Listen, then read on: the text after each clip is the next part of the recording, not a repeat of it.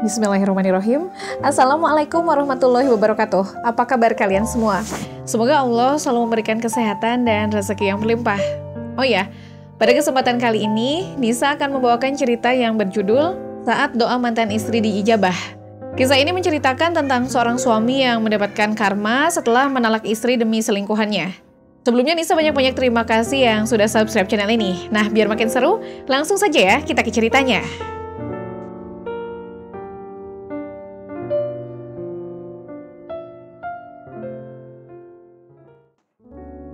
Mas mau mandi dulu, biar ku siapkan baju ganti dan handuknya. Vika memangkas jarak mereka, dan pertanyaannya barusan memecah sepi yang mengendap sejak Nanang pulang. Aku mau bicara, Fik, jawab Nanang. Dia itu berbalik sehingga membuat posisi mereka saling berhadapan. Sepasang mata Vika menyipit kala menangkap raut tegang di wajah suaminya. Kenapa gak mandi dulu saja, Mas? Kita bisa mengobrol santai sambil menikmati kudapan yang aku buat tadi siang. Ujar Vika berusaha ceria untuk menutupi rasa takut yang mengambil tempat di dadanya. Diam-diam, hati perempuan itu dirambati sesuatu yang asing yang membuat perasaannya tiba-tiba tak nyaman. Sepertinya ketegangan yang dirasakan Nanang telah menular kepada Vika. Tidak, aku perlu membicarakan ini sekarang, Vik. Kita duduk di sana. Nanang menunjuk sofa besar yang di bawahnya terhampar karpet berbulu halus dari Turki. Mau tidak mau, Vika menurut. Mereka duduk menempati sofa empuk yang serasa akan menenggelamkan siapapun yang duduk di atasnya. Mas, membicara apa? Tanya Vika setelah detik-detik berlalu, namun Nanang tak kunjung mengeluarkan sepatah kata pun dari mulutnya. Padahal tadi dialah yang setengah memaksa ingin mengajak Vika bicara. Nanang tiba-tiba mengusap wajah dengan kasar.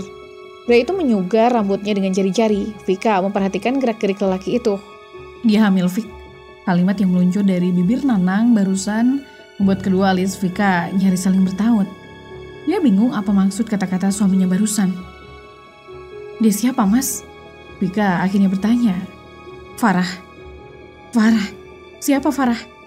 Hawa dingin menjala dari jantung Vika ke seluruh tubuhnya. Firasat buruk itu semakin kuat rasa. Dia salah satu pegawai di kantor, Vik. Aku yang membuatnya hamil. Jantung Vika seakan hendak melompat dari rongganya usai pengakuan Nanang yang sangat mengejutkan barusan. Jangan bercanda, Mas, ini gak lucu.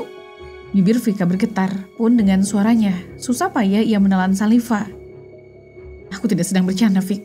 Apakah kamu gak bisa melihat bagaimana seriusnya wajahku saat ini? Nanang terlihat kesal, padahal dia sudah mempersiapkan diri akan reaksi istrinya itu. Mas berzina dengan perempuan itu. Suara Vika seperti tercekik. Tidak, Fik. Kamu mengenalku dengan sangat baik, jadi seharusnya kamu tahu jika aku tidak mungkin melakukan dosa yang satu itu. Jawab Nanang. Lantas bagaimana aku dan Farah sudah menikah, Fik? Kami menikah secara siri di kampung halaman Farah sekitar 3 bulan yang lalu. Tampak disambar petir, telinga Vika mendengar penuturan Nanang barusan. Dua kakinya bahkan serasa tidak menjejak di bumi. Kamu tahu, Fik, aku bekerja keras siang dan malam supaya kelak anak-anak dan cucuku tidak pernah mengenal apa itu kesusahan. Tapi semua yang kupunya ini terasa percuma jika tidak ada keturunan yang mewarisinya. Aku rindu suara tangis bayi di rumah ini, Fik. Aku menginginkan anak untuk membuat semangatku bangkit di rumah ini terasa hangat. Dan semua harapan itu bisa aku dapatkan dari Farah, bukan kamu, Fik. Kalimat terakhir Nanang barusan bagai sebilah belati berkarat yang menghujam dada Vika. Sakit tapi tak berdarah. Setelah 7 tahun pernikahan yang penuh liku dan perjuangan, setelah dunia ada di genggaman, sekarang lelakinya itu tega mengungkit-ungkit kekurangannya, membanding-bandingkan Vika dengan wanita lain. Aku minta maaf karena sudah membohongimu selama ini, Fik. Aku tahu aku salah. Tapi tolong kamu juga mengerti atas apa yang kusampaikan tadi. Nanang kembali berkata. Lalu apa yang akan Mas lakukan sekarang? Mas ingin menceraikanku dan menggantikan posisiku dengan perempuan itu? Vika tak dapat menahan gelagat emosi di dadanya. Hatinya luka parah. Tentu saja tidak. Aku gak pernah sekalipun membayangkan hidup tanpamu, Fik. Percayalah, kehadiran Farah sama sekali tidak akan merubah perasaanku ke kamu. Kamu tetap jadi nomor 1. Hanya saja, Nanang menggantungkan kalimatnya. Hanya saja apa, Mas? Vika menyeka matanya dengan ujung jilbab, perasaannya remuk redam sudah. Farah ingin aku menikahinya secara sah di mata hukum negara, Fik. Demi status anak kami kelak. Jawaban Nanang membuat air mata Vika kian deras mengalir. Farah menginginkan posisi yang sama sepertimu, Vika. Dia ingin pernikahan kami disahkan secara hukum dan agama agar kelak status anak kami jelas. Tolong, terimalah dia sebagai adik madumu. Aku janji semuanya akan tetap sama. Farah akan tetap di bawah kendalimu, Vika. Aku pastikan itu. 3 tahun perkenalan, 7 tahun pernikahan. Total 10 tahun lamanya mereka bersama. Namun, waktu selama itu nyatanya tidak membuat Vika mengenal lelakinya dengan baik. Vika. Nanang mengambil tangan Vika dan hendak mengurungnya ke dalam genggaman.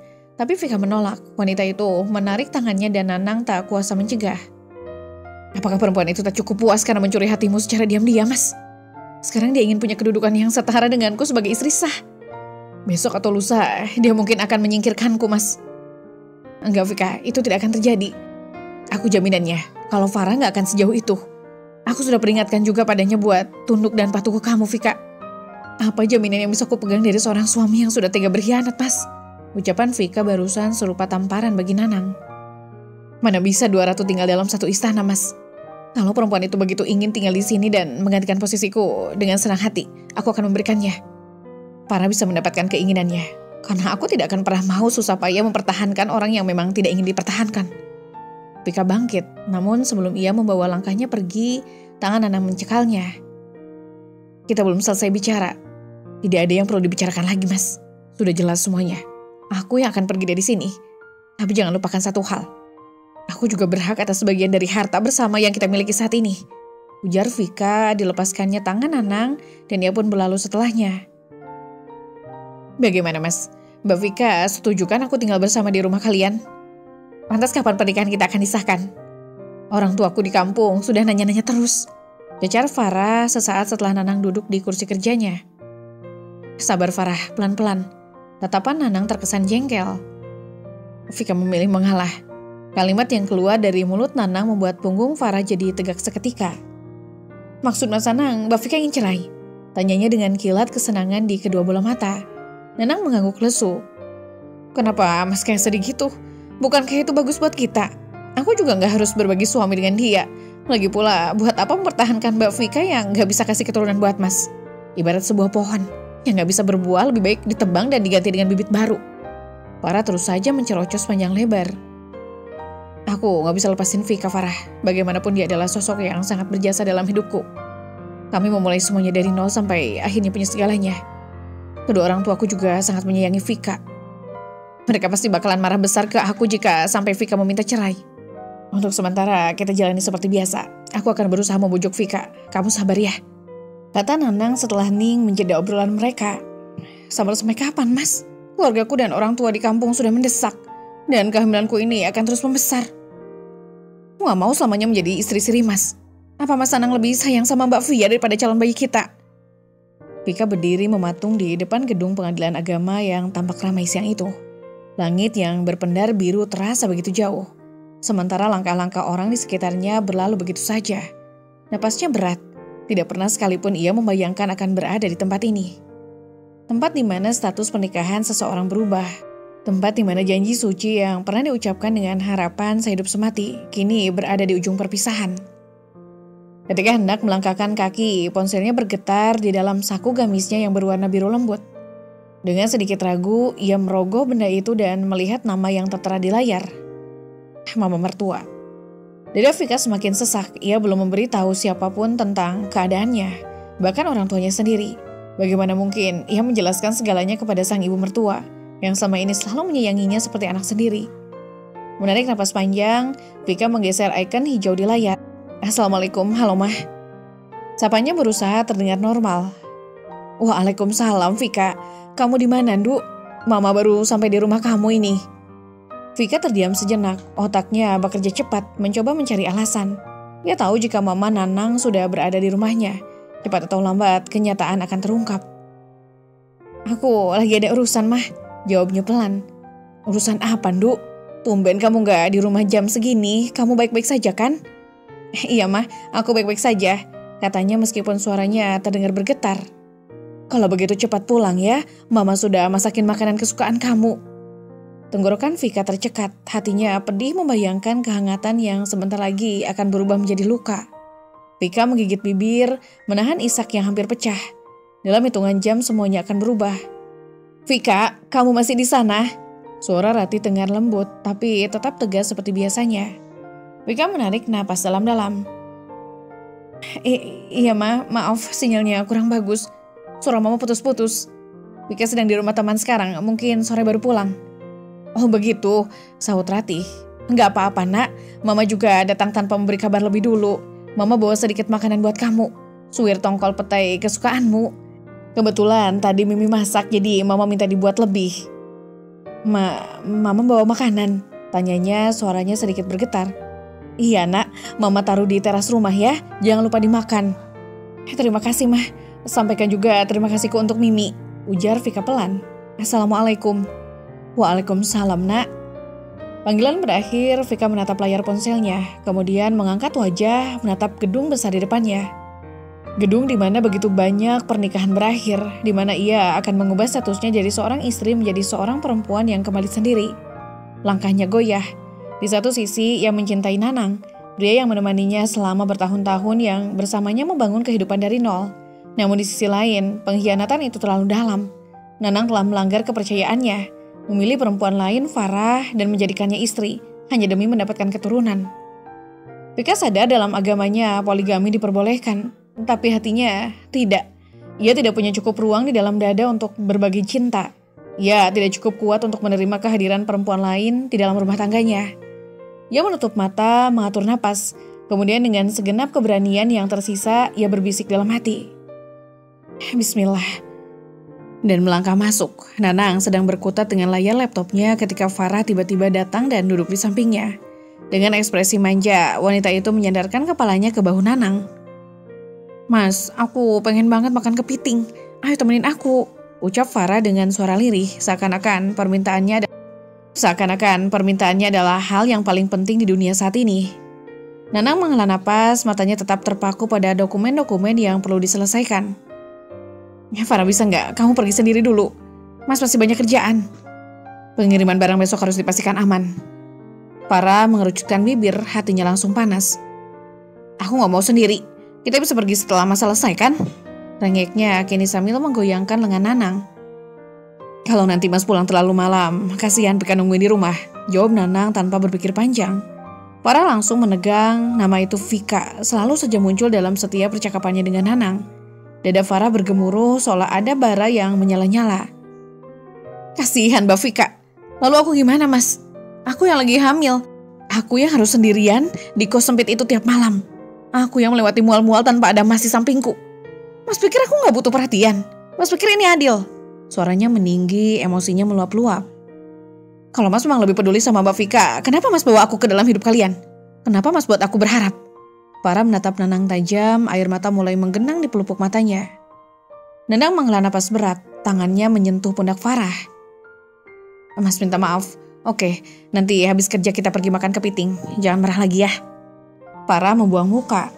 Udah gak usah, aku udah gak pengen. Pulang aja ke istri pertama Mas. Nanang menarik napas panjang lalu mengusap wajahnya yang mulai terasa panas. Di rumah Vika baru saja tiba, sepi. Tidak ada mobil Nanang di garasi. Dia tahu suaminya belum pulang, tapi tetap saja rasa sepi ini terasa begitu mencolok. Saat menaiki tangga menuju teras, matanya tertumbuk pada sebuah bungkusan makanan di meja kecil di sana. Pasti dari Mama Ratih. Vika tersenyum kecil, meski hatinya masih berat. Dia membawa bungkusan itu masuk ke dalam rumah, meletakkannya di meja makan. Aroma suwiran ikan tongkol yang khas langsung menyapa indera penciumannya. Aku gak mau ladang pahalaku diambil orang lain Mas. Mengurus rumah ini dan melayani kamu adalah jalanku mendapat ridho Allah. Kalimat yang dulu pernah ia ucapkan pada Nanang tiba-tiba terngiang di kepalanya. Betapa yakin dirinya saat itu, namun sekarang keyakinannya mulai goyah. Ponselnya bergetar di saku gamis. Nama Nanang muncul di layar. Vika diam saja membiarkan dering itu berlalu. Sesekali, 2 kali, 3 kali. Akhirnya sebuah pesan masuk. Mas pulang malam, jangan ditungguin. Vika menghela napas tanpa diberitahu pun. Ia sudah tahu alasan Nanang akan pulang malam. Ada Farah, selalu Farah. Perlahan Vika memejamkan mata, mencoba menguatkan hati. Hanya saja, semakin lama ia merasa semakin lelah mempertahankan sesuatu yang tampaknya sudah tak ingin dipertahankan lagi. Nanang menghentikan mobilnya tepat di depan kos-kosan bertingkat tempat Farah tinggal. Malam itu kota terlihat lengang, hanya sesekali suara kendaraan lain melintasi kejauhan. Mas bisa nginep di sini malam ini? Aku kangen. Suara Farah terdengar lembut namun ada nada memaksa di dalamnya. Di kantor kita gak bisa bebas. Mas tentu paham maksudku kan? Nanang menghela napas menatap Farah sejenak sebelum mengalihkan pandangannya ke jalanan di depan. Mas ngerti Farah, tapi gak bisa malam ini. Mas harus pulang. Gara-gara Mbak Vika. Mata Farah menyipit, mengintimidasi, ekspresinya berubah. Nanang tahu ini bukan sekedar permintaan biasa, ada emosi yang tertahan di sana. Bukan begitu, Mas usahakan besok malam kita bisa ketemu lagi. Lagi pula Vika sudah tahu semuanya. Kalau dia sudah tahu semuanya, kenapa Mas gak sekalian saja di sini?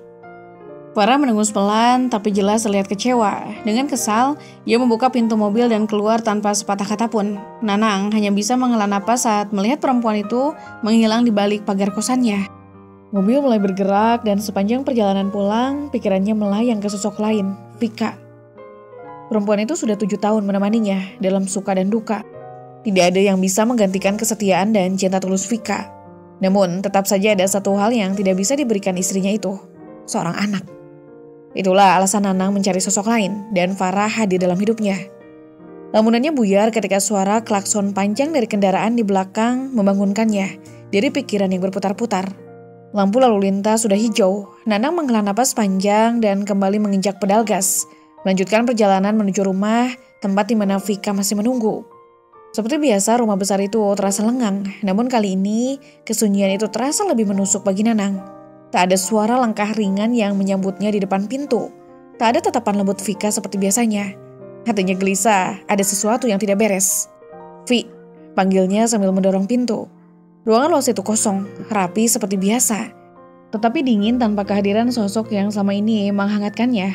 Nanang berjalan ke lemari, membuka pintunya lebar-lebar. Napasnya sedikit lega saat mendapati pakaian Vika masih tersusun rapi di sana.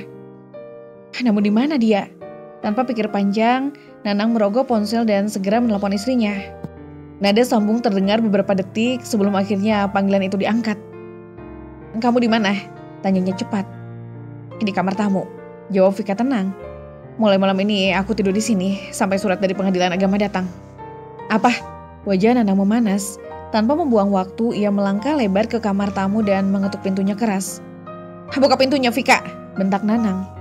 Buka atau aku dobrak. Hening sesaat kemudian suara kunci diputar dari dalam. Pintu terbuka memperlihatkan Vika yang berdiri di ambangnya dengan wajah tenang, meski matanya memerah. Apa maksudmu dengan pengadilan agama? Suara Nanang tertahan marah. Aku sudah mengajukan gugatan cerai, Mas. Aku gak mau dimadu. Kamu bisa hidup bahagia dengan Farah tanpa aku. Jawaban Vika begitu datar, tapi terasa seperti tamparan bagi Nanang. Jangan bodoh Vika. Aku tidak akan menceraikanmu. Aku hanya ingin keturunan yang tak bisa kamu berikan. Suara Nanang meninggi, emosinya tak bisa dibendung. Iya Mas, aku memang tidak bisa memberikan keturunan. Tapi aku juga tidak bisa menerima poligami. Itu bukan jalan yang bisa aku tempuh. Jadi aku memilih pergi. Kamu menentang syariat? Nanang membalas cepat, mencoba menyerang kelemahan Vika. Vika tersenyum miris. Aku tahu poligami tidak dilarang dalam agama kita. Tapi apakah cara yang Mas lakukan sudah benar? Apakah semua syaratnya sudah Mas penuhi? Nanang terdiam, napasnya memburu. Namun tak mampu menjawab. Aku mau istirahat Mas. Vika melangkah mundur berniat menutup pintu, tapi tangan Nanang menahannya. Jangan harap bisa mendapatkan perceraian itu Vika. Sampai kapanpun kamu tetap istriku. Persetan dengan gugatanmu. Dengan penuh amarah Nanang akhirnya berbalik pergi, meninggalkan Vika yang berdiri di ambang pintu dengan hati yang sudah lama hancur. Seperti biasa, kamar kos itu terasa pengap bagi Farah. Dia berengus kesal sambil membuka pintu dan melempar tas sembarangan ke tas tempat tidur. Sudah punya lelaki yang berduit tapi masih saja tinggal di tempat sempit begini. Gumamnya sambil menatap bayangannya di cermin. Ia menyentuh wajahnya yang mulus, memperhatikan bibir merahnya yang masih sempurna meski tanpa lipstik. Tak heran Nanang jatuh ke pelukannya. Vika jelas tak bisa menyainginya. Wanita itu terlalu sederhana, terlalu polos. Dan yang terpenting, terlalu tua untuk seorang lelaki seperti Nanang. Dia hanya tinggal menunggu waktu sebelum tersingkir. Desisnya sambil mengusap perutnya yang mulai sedikit menonjol. Ponselnya bergetar, nama ibunya Lasri muncul di layar. Dengan malas ia menekan tombol hijau. Halo Bu.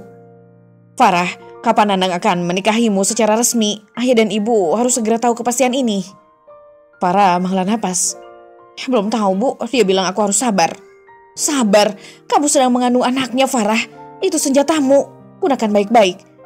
Vika tak bisa memberinya keturunan dan itu alasan dia datang padamu. Jangan sampai kamu hanya jadi perempuan simpanan. Setelah panggilan berakhir, Farah tersenyum tipis. Benar kata ibunya. Ia tak akan membiarkan dirinya terus berada dalam bayang-bayang. Nanang harus segera memilih. Pagi itu, suasana rumah terasa lebih dingin dari biasanya. Vika tetap melakukan rutinitasnya, menyiapkan sarapan dan menyeduh kopi untuk Nanang. Tetapi ia tak mengatakan sepatah kata pun. Nanang memperhatikannya dengan tajam, lalu menarik pergelangan tangannya begitu ia hendak pergi. Duduk, temani aku sarapan. Aku tak lapar. Kalau begitu duduk saja, sampai sekarang kau masih istriku, Vika. Jangan lupa tempatmu. Vika menatapnya kali ini tanpa takut. Aku hanya akan menghormati suami yang tahu caranya menghargai istri.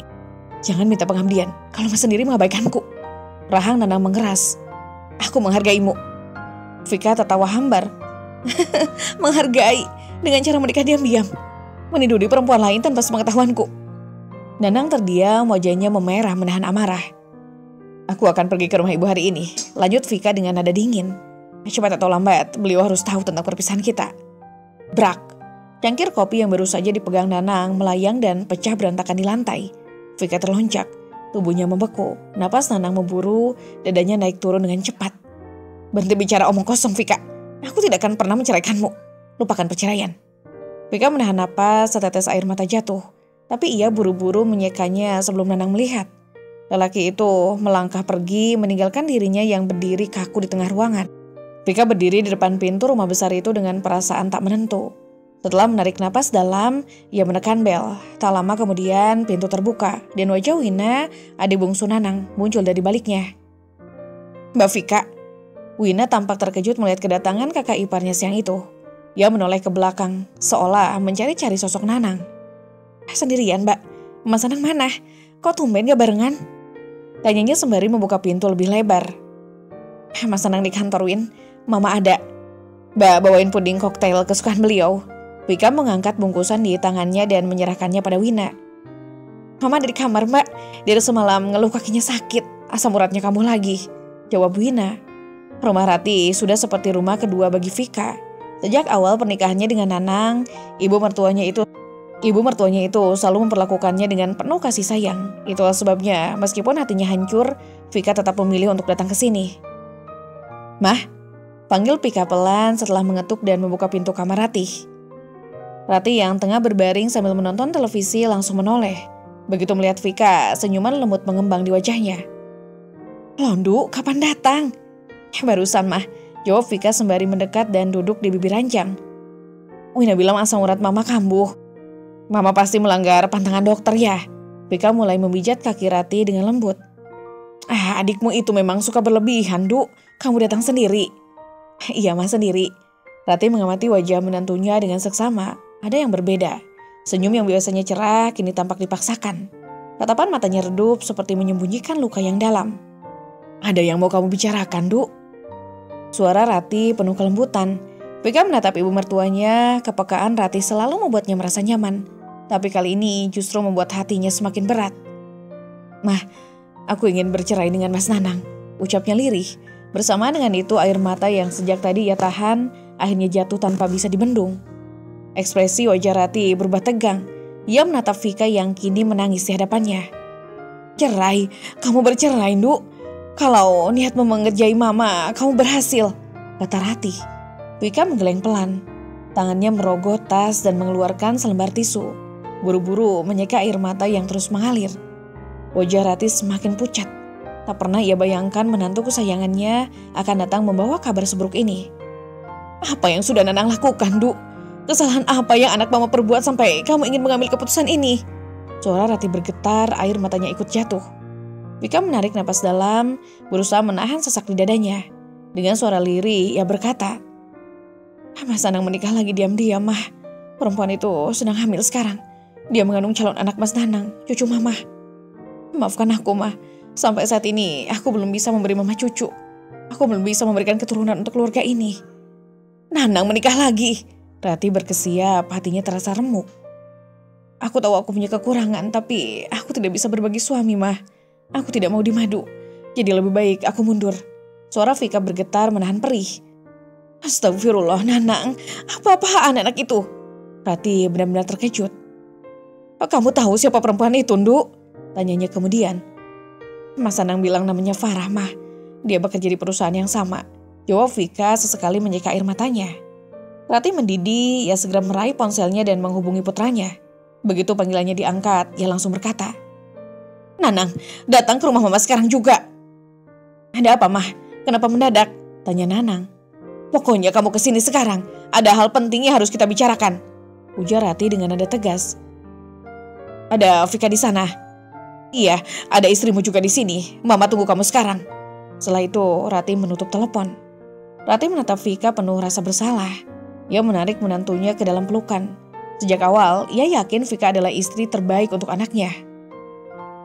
"Jangan bercerai, Nak. Tolong maafkan Nanang. Ingat perjuangan kalian selama ini. Kalau kamu pergi, perempuan itu akan menang. Mama tidak akan pernah ikhlas kalau posisimu digantikan olehnya," ucap Rati dengan penuh harap. "Tapi bagaimana dengan perasaanku, Mah? Kalau aku memilih bertahan, itu sama saja dengan menyiksa hatiku sendiri. Kesalahan apapun bisa aku maafkan, asal bukan perselingkuhan," jawab Vika lirih. Rati terdiam, ia memahami perasaan Vika. Tidak ada satupun wanita yang rela dimadu. Namun di sisi lain, ia tak ingin kehilangan menantu sebaik Vika. "Kita batalkan dulu makan siangnya," ucap Nanang tiba-tiba. Farah menatapnya heran. "Kenapa, Mas?" "Barusan Mama telepon, aku diminta ke rumah sekarang. Vika juga ada di sana, sepertinya dia sudah cerita ke Mama soal kita." "Aku ikut, Mas," kata Farah percaya diri. Nanang mengenyit. "Jangan gila kamu, itu sama saja dengan bunuh diri. Kamu tunggu di kantor saja, biar aku ke sana." "Kenapa gila? Biar Mama Mas tahu kalau beliau akan segera punya cucu. Bukankah selama ini Mama ingin meminang cucu?" kata Farah yakin. "Kamu gak kenal Mama. Vika itu menantu kesayangannya. Kalau kamu muncul dengan pamer kehamilan, belum tentu Mama bersimpati. Biarkan aku menyelesaikan ini dulu," ujar Nanang tegas. Setelah berkata begitu, Nanang bergegas pergi meninggalkan Farah yang mendengus kesal. "Sial," umpat Farah. Sementara itu, di dalam mobilnya, Nanang mengemudi dengan pikiran yang berkecamuk. Ia baru menyadari pengkhianatannya bukan hanya melukai hati istrinya, tetapi juga hati ibunya sendiri.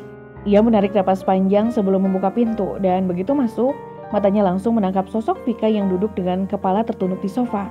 Wajahnya sendu, namun tetap tegar. Sementara itu, Rati menatapnya dengan tajam, penuh kemarahan yang ditahan. "Duduk," perintah Rati dengan nada dingin. Nanang patuh duduk di hadapan ibunya dan istrinya. Hening sesaat menyelimuti ruangan itu sebelum akhirnya Rati membuka suara.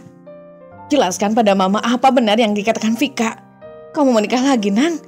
Suara Rati bergetar menahan emosi. Nanang menahan ludah, ia tidak bisa menghindar lagi. Iya, Mah, aku menikahi Farah," jawabnya lirih. Tamparan keras melayang ke pipi Nanang. Rati yang sama ini jarang menunjukkan emosinya secara frontal, tak lagi bisa menahan diri. "Kamu sadar gak apa yang kamu lakukan? Kamu menyakiti istrimu yang sudah berjuang bersamamu selama ini. Kamu mengkhianati Vika yang selalu setia, yang sudah berusaha menjadi istri terbaik untukmu." Suara Rati meninggi. Vika menggigit bibirnya, menahan diri agar tidak menangis lagi. Ia sudah cukup menangis. Sekarang saatnya ia berdiri tegak. "Mas Nanang, kalau Mas mencintai Farah, kenapa gak dari dulu? Kenapa harus sekarang, saat kita sudah sejauh ini?" tanya Vika dengan suara bergetar. Nanang terdiam, ia sadari tak tahu harus menjawab apa. Mungkin pada awalnya ia tergoda oleh pesona Farah yang memberikan warna baru dalam hidupnya. "Aku sudah memutuskan, Mas. Aku ingin kita bercerai," lanjut Vika dengan tegas. "Duh, jangan buru-buru mengambil keputusan. Pikirkan lagi," bujuk Rati, air mata mulai menggenang di matanya. "Mah, aku sudah memikirkannya sejak lama. Aku tidak bisa hidup dalam pernikahan yang sudah dikhianati. Aku tidak bisa berbagi suami," jawab Vika. Vika sudah mantap, ia menggenggam tangannya sendiri, seolah memberi dirinya kekuatan. "Aku akan mengurus perceraian secepatnya. Maafkan aku, Mah. Tapi ini jalan terbaik untukku," ucapnya lalu berdiri dan pergi meninggalkan mereka. Akhirnya hari persidangan pun tiba. Vika duduk di hadapan Nanang dengan wajah tanpa ekspresi. Di depannya surat gugatan cerai yang telah ditandatanganinya tergeletak. Ruangan pengadilan itu terasa begitu sunyi. Hanya ada mereka berdua dan pengacara masing-masing yang duduk di sudut ruangan. Hakim baru saja membacakan keputusan, mengesahkan perceraian mereka. "Akhirnya ini berakhir," gumam Vika pelan. "Kamu benar-benar ingin ini terjadi, Vika?" tanya Nanang lirih. Vika menarik napas panjang. "Aku gak mau terus-terusan hidup dalam pengkhianatan, Nang. Aku sudah terlalu lama menahan sakit. Aku ingin memulai hidup baru tanpa beban. Semoga kamu bahagia dengan pilihanmu," lanjut Vika sebelum beranjak pergi. Dan begitulah, mereka resmi bercerai. Malam itu Vika duduk bersimpuh di atas sejadah. Hanya ada cahaya lampu kecil yang menemani, menerangi wajahnya yang basah oleh air mata, tangannya terangkat, bergetar saat ia mulai berbicara kepada Tuhan. Ya Allah, aku sudah melepaskannya. Aku ikhlas dengan semua yang telah terjadi. Meskipun hatiku sempat hancur karena pengkhianatan. Aku hanya ingin dia sadar, ingin dia mengerti bahwa kesetiaan adalah sesuatu yang tidak boleh dianggap remeh. Air matanya jatuh lagi mengalir deras. Aku tidak membencinya, aku tidak dendam. Aku hanya ingin dia menemukan hidayahmu. Aku ingin dia sadar bahwa tidak semua yang terlihat indah akan tetap indah selamanya. Berilah dia pelajaran, bukan untuk membalas dendamku, tapi agar dia tidak terus berjalan dalam kesalahan. Vika mengusap wajahnya, hatinya sedikit lebih ringan.